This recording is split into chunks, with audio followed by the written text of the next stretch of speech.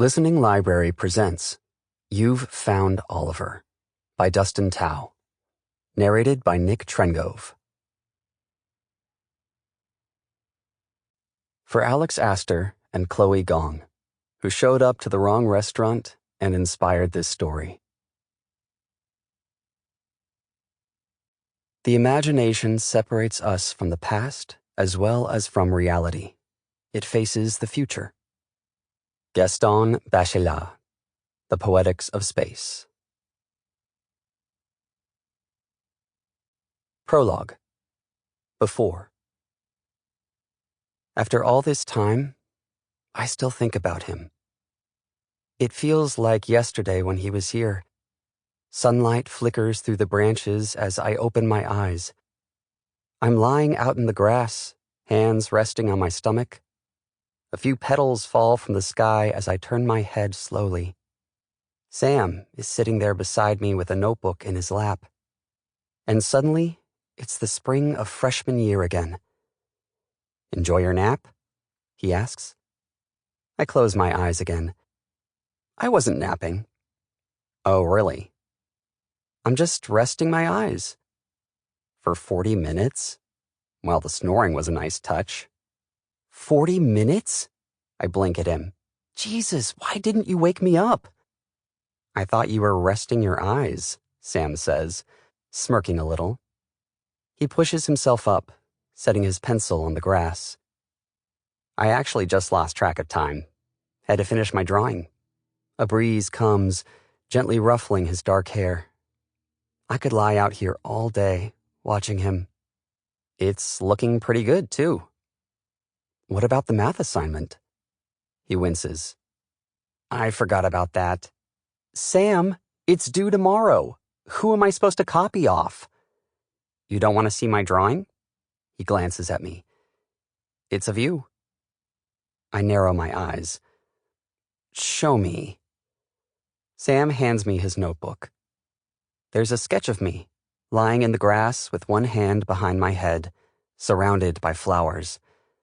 I've never had anyone draw me before. I'm not the best at shadows, he says. You did this while I was sleeping? You can tell me if you hate it. I mean, it's not bad. I point at myself in the drawing. But you got the arms wrong. My muscles are much more defined. Sam rubs his chin. I knew something was off. We both laugh. I hand him back the notebook. I like the flowers you added. Roses, right? White roses. Those are my favorite. Mine too, I say. To be honest, I didn't have a favorite flower before, but that's what it is now.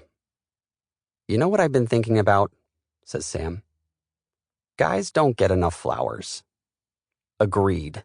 Society needs to change. Sam smiles. There's a silence before he says, Can I ask you something? Shoot.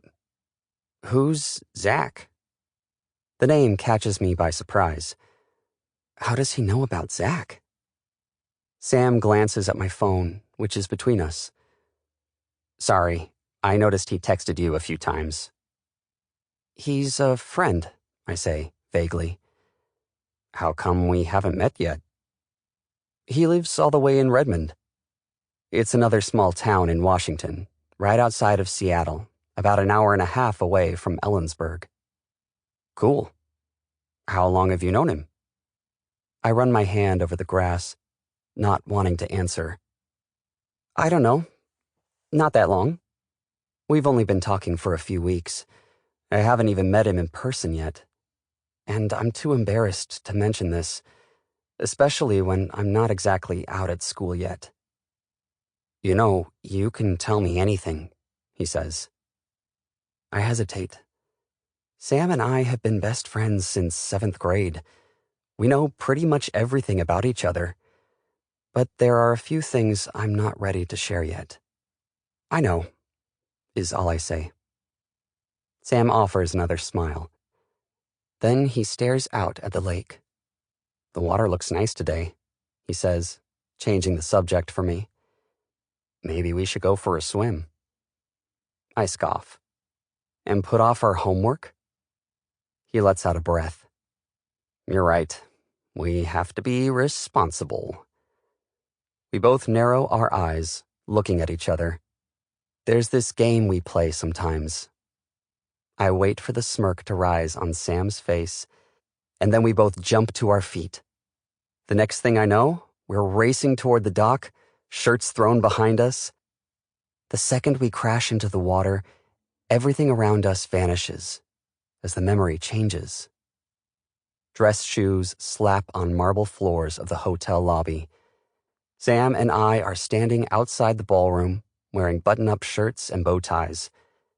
Music pours out through the double doors as Sam sticks his head in and says, "Are you sure this is a good idea?" What's the worst that could happen? We get arrested? For crashing a wedding? Sam sighs. I don't know how you talk me into this stuff. It's the fall of sophomore year. The Sagamore is the nicest hotel in Ellensburg. We've walked past it 100 times and joked about sneaking in someday. To be completely honest, I never thought we'd actually do it, but here we are. I clasp Sam's shoulders and say, we'll go in, grab a slice of cake, and go. Maybe a drink or two. No one will ever know we were here. I hope there's shrimp cocktail. That's the spirit. We adjust each other's collars before heading inside. Flowers fill the entrance as we make our way toward the crowd of wedding guests. You know these people have money because the ice sculptures are bigger than both of us. I reach out to touch one of the ice swans. Sam shoves me. Stop that. I was checking if it was real. We're supposed to be invisible, remember? Sam shakes his head at me. Then he glances around the room and says, wait a minute. Is that a photo booth? A photo booth? We race over to it. Several pictures later, we grab our prints and head toward the buffet to get some food. Sam's face lights up at the chocolate-covered strawberries. He places 2 on his plate and says, everything looks so good. Told you this was a great idea. Could you imagine having a wedding like this? I shrug.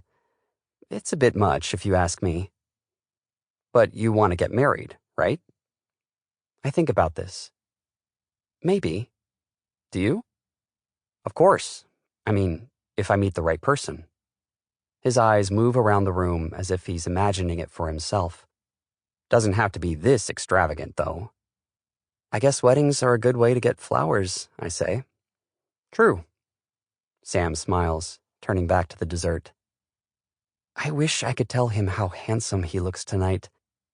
How the light around us brings out the deep brown in his eyes. We find a table and enjoy our food. Then we wander toward the dance floor to see the band. As we're enjoying the music, a tall man approaches us. Excuse me, he says. I don't think I've seen you boys before.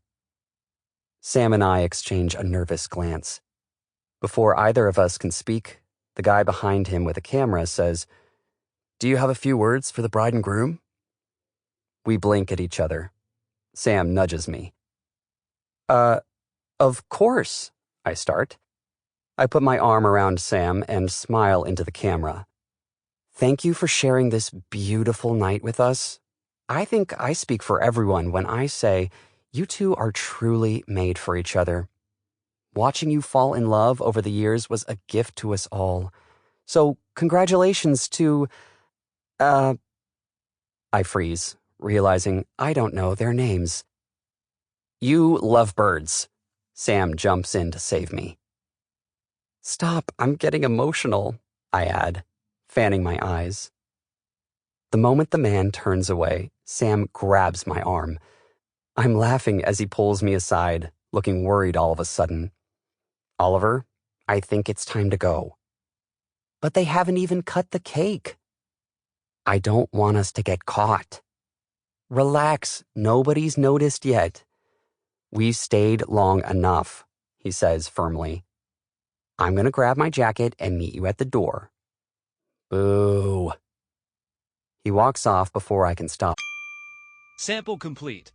Ready to continue?